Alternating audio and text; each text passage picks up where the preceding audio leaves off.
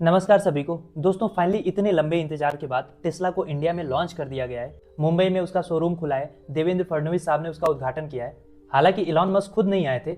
हालांकि उनकी कार ने इंडिया में एक ऐसे बहस को जन्म दे दिया है जिसके बारे में एक लंबे टाइम से बात होनी जरूरी थी पर हो नहीं रही थी। बात है मिडिल क्लास पे लगने वाले कमर तोड़ टैक्स। अब सवाल है कि ये टैक्स की बहस कैसे शुरू हो गई। एक्चुअली बात ये है कि टेस्ला का मॉडल वाई जो अमेरिका में इंडियन रुपीज में करीब 32 लाख रुपए में मिलती है, वही 32 लाख की कार जब इंडिया में लॉन्च होती है तो उसका ऑन रोड प्राइस 60 लाख से ऊपर रखा गया है। अब इसमें 32 लाख के ऊपर एक तो इम्पोर्ट ड्यूटी शामिल है, उसके ऊपर GST, registration fees, road tax, insurance, ये सारी चीजें मिला के कार का दाम जो है वो अमेरिका से डबल हो गया है। तो अब लोग सवाल ये पूछ रहे हैं कि इंडिया में टेस्ला आई है या टैक्स लॉ आया है। और इस बहस में हमारी वित्त मंत्री निर्मला सीतारमण भी घसीटी गई है और अच्छा खासा लोगों ने उनको भी ट्रोल किया है, उनके ऊपर भी मीम्स बनाए हैं। और ये बात सच भी है, इस पे बहस भी होनी चाहिए कि इंडिया में लोगों को बहुत ज्यादा टैक्स देना होता है। हर एक कदम जो आप चलते हो, हर एक बाइट जो आप खाते हो, किसी ना किसी तरीके से आप उस पे जीएसटी से, टैक्स से, किसी ना किसी तरीके से आप उस पे पैसा दे रहे हो सरकार को। पर पॉइंट ये है कि क्या सरकार आपको उतनी फैसिलिटी दे रही है?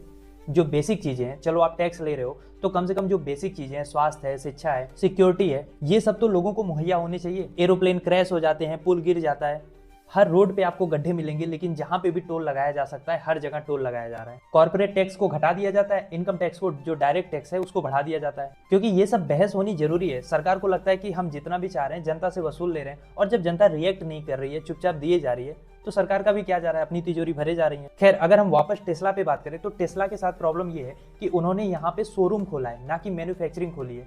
अब अगर टेस्ला यहाँ पे मैन्युफैक्चरिंग हब खोलता है तो वो इंडिया और टेस्ला दोनों के लिए विन विन सिचुएशन होगी, क्योंकि उस केस में इंडिया में जॉब भी क्रिएट होगी, लोगों के हाथ में पैसा जाएगा और टेस्ला की भी कारें बिकेंगी। अब प्रॉब्लम ये है कि टेस्ला एक मिड रेंज की कार है, मतलब आप इसको लग्जरी कार में नहीं काउंट करते हो, तो 60 लाख में कोई मिड रेंज की कार क्यों खरीदेगा, जबकि वही फीचर्स आपको हमारी जो होम ग्रोन कंपनीज है, चाहे महिंद्रा हो, टाटा हो, वो मोर और लेस वो चीजें प्रोवाइड कर रही हैं। अब देखना ये है कि टेस्ला इतने सारे टैक्स के साथ इंडिया में कैसे सर्वाइव करता है। और आपको क्या लगता है, क्या टेस्ला की कारें वाकई में इंडिया में बिकेंगी, या जब तक टेस्ला यहाँ पे मैन्युफैक्चरिंग हब नहीं खोलता है, मैन्युफैक्चरिंग यूनिट नहीं खोलता है, तब तक उसकी सेल में कोई खासा बढ़ोतरी नहीं मिलेगी? क्या सोचते हैं आप इस बारे में? लिखिए अपनी राय कमेंट बॉक्स में। और इस टॉपिक का कंप्लीट वीडियो आप चैनल पे डायरेक्ट भी जाके देख सकते हैं, और नीचे उसका लिंक है, वहां पे भी आप क्लिक करके देख सकते हैं।